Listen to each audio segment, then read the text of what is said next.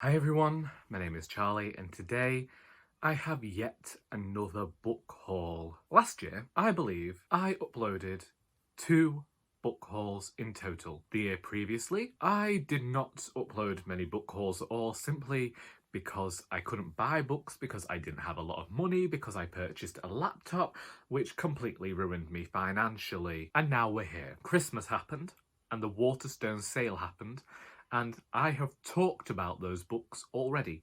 And less than a fortnight later, I have now acquired quite a lot of books, and I'd only just done an unhaul. Just gonna put it out there. Think I was suffering with the mildest bit of anxiety. Putting that out there because I believe that there is a cycle to these things. Usually, that sees me unhaul tons and tons of things.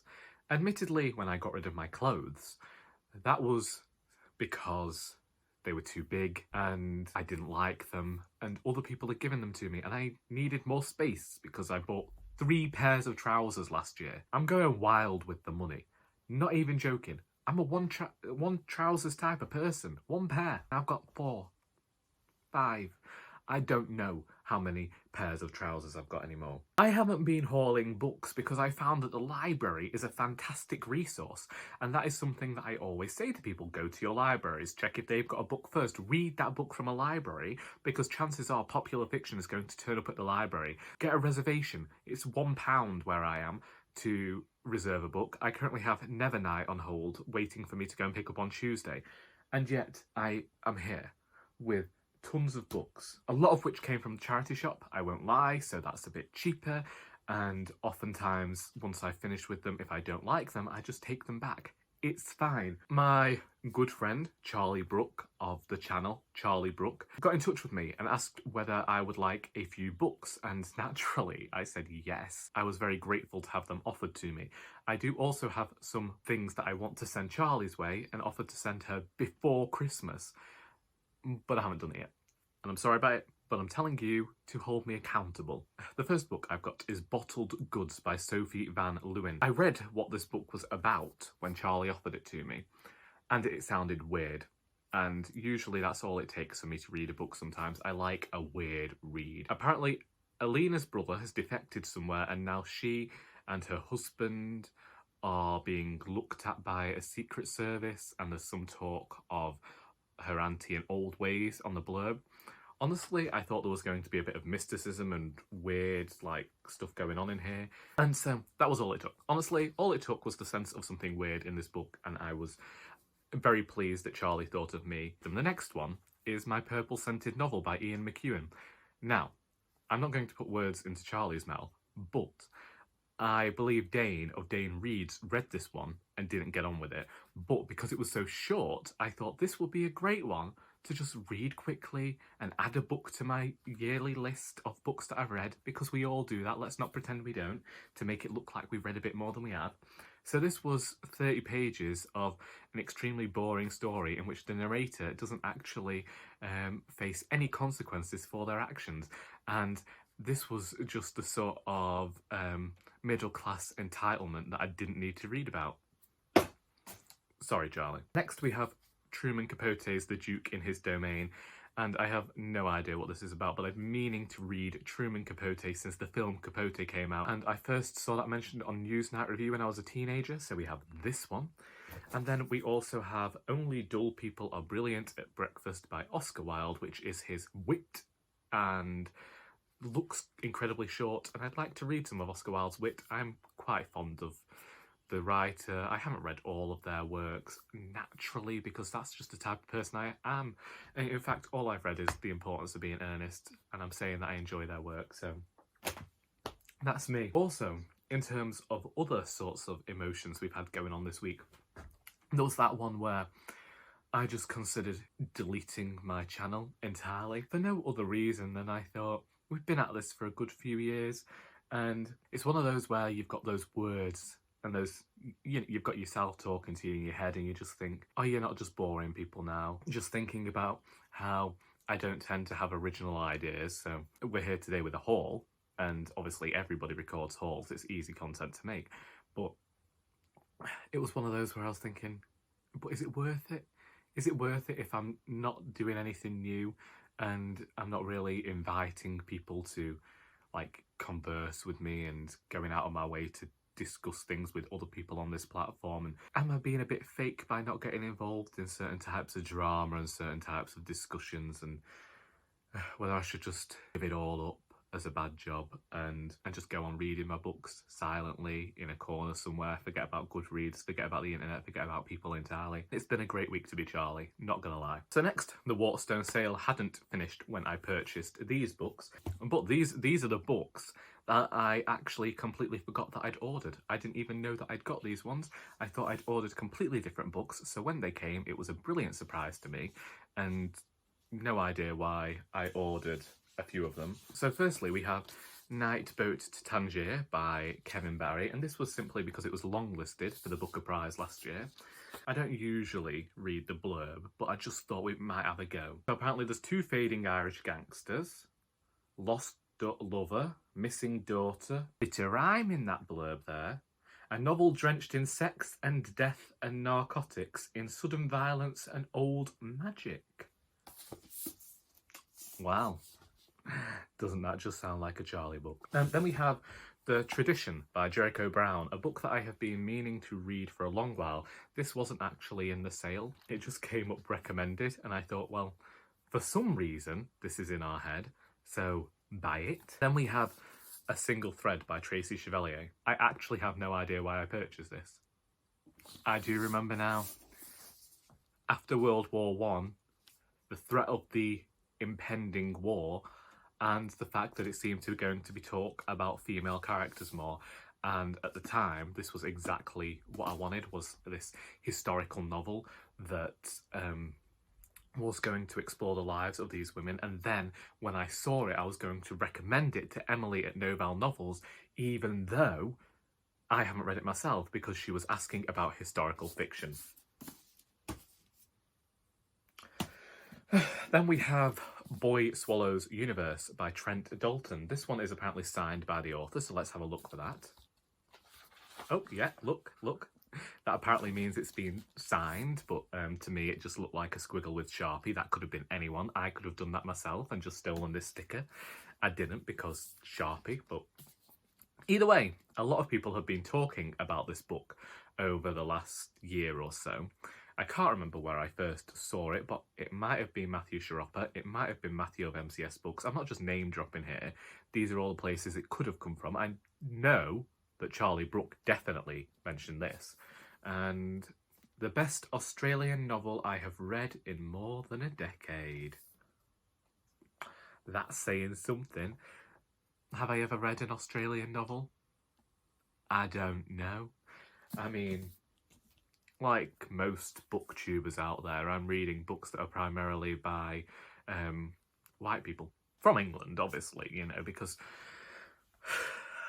we seem to look at those writers as though English writers really know where all of the literary prowess is at, and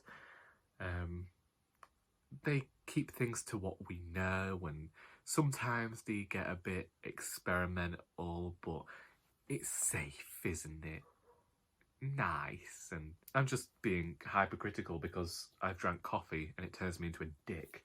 Anyway, next, I was at work, and we have a ton of books at work because everybody's getting rid of everything they don't want at Christmas. And I just thought about the fact that there are books here that I want to read, and I could take them and buy them, and then that clears up space on our shelves at the shop. But naturally that just means that I have less space at home, and there are actually 4 books that I purchased yesterday that I accidentally left on the desk. I can't even think of what they are now. Either way, we have The Accidental Apostrophe by Caroline Taggart, and apparently this is all about the troubles with punctuation and clarifying rules to do with spelling and grammar.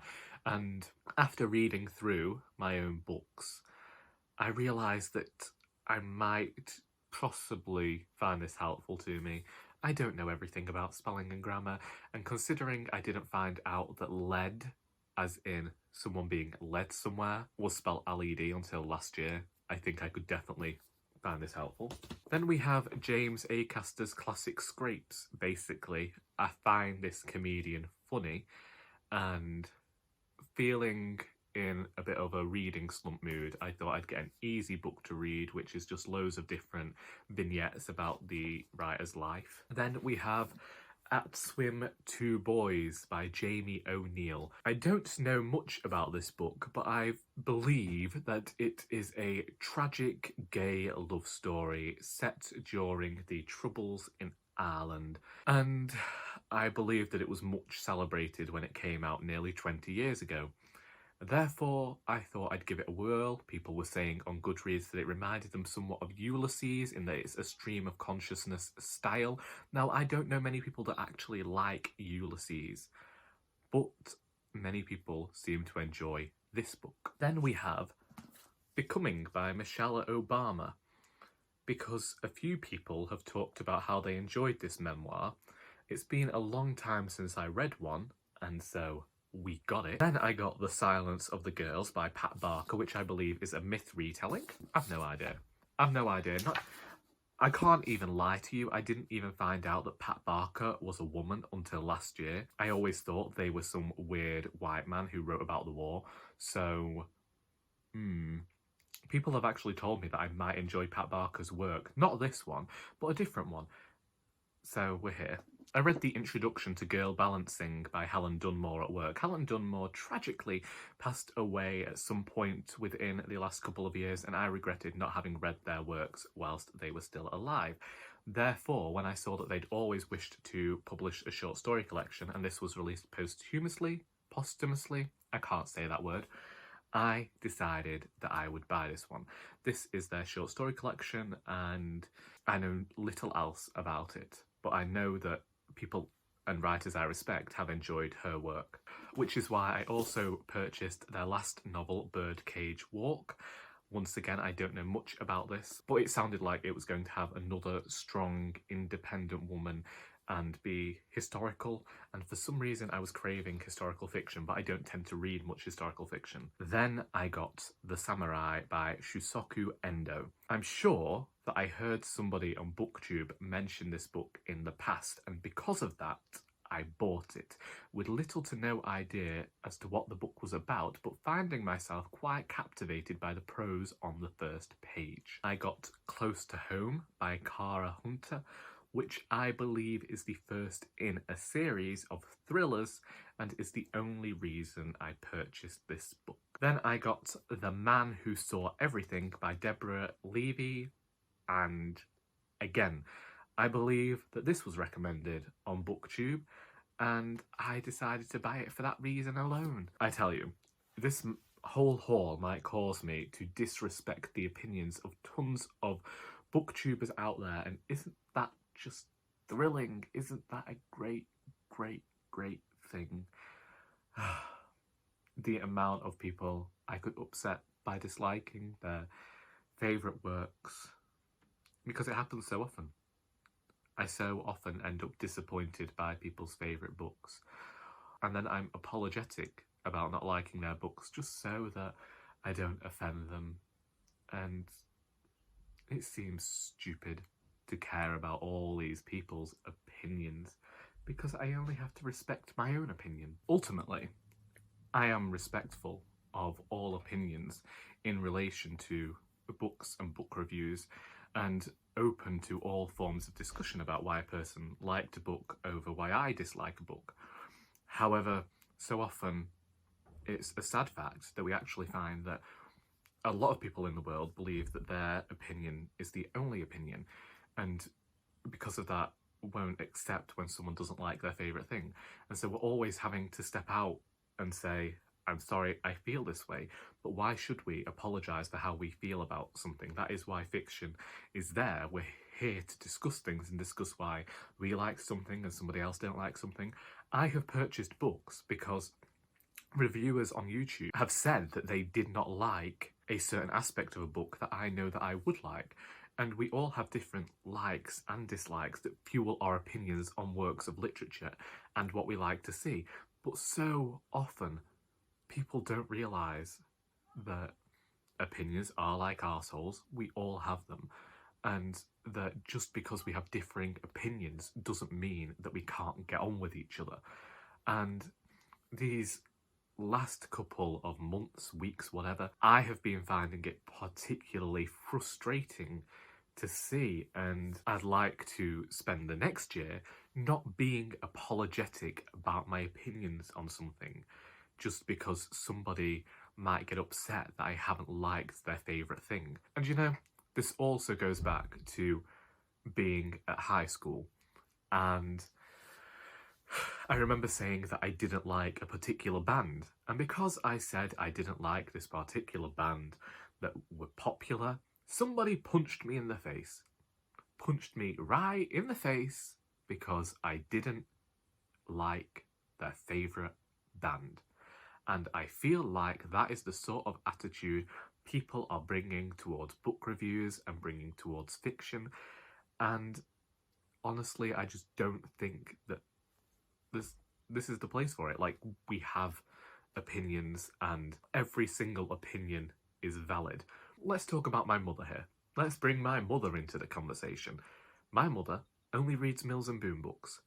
We are both aware that they aren't necessarily the best written books in the world, but that's what she likes. And she admits that she likes it, and she isn't apologetic about the fact that she enjoys Mills and Boon fiction. Other people look down on her because that is the main source of what she's reading. Why does it matter as long as people are reading? I know that's a different topic entirely, but I feel as though a lot of us are using BookTube to figure out how we feel about fiction. But I feel like once we've figured out our likes and dislikes, we should go off and search for those books rather than put that blame on other people. If you purchase a book based on a recommendation and then you don't like it, it isn't the reviewer's fault that you bought a book that you ended up not liking. It's just that you tried something, you didn't like it. Get over it. There's a lot to unpack there, but I just felt like I needed to spend these last few minutes ranting about it. I don't get most of any hate directed at me, but I've heard a lot about it happening to other people, and there isn't a place in the world to get angry over other people's opinions. Move on with your life. Let everyone do what they want. As I have said, as long as you're not hurting anybody, like what you like, do what you want to do, and I don't know, drink hot chocolate if you're drinking sugar. I'm off sugar currently, so have mine as well. Either way, I'm going to disappear now. I hope that you have enjoyed this video, and until next time, that is all.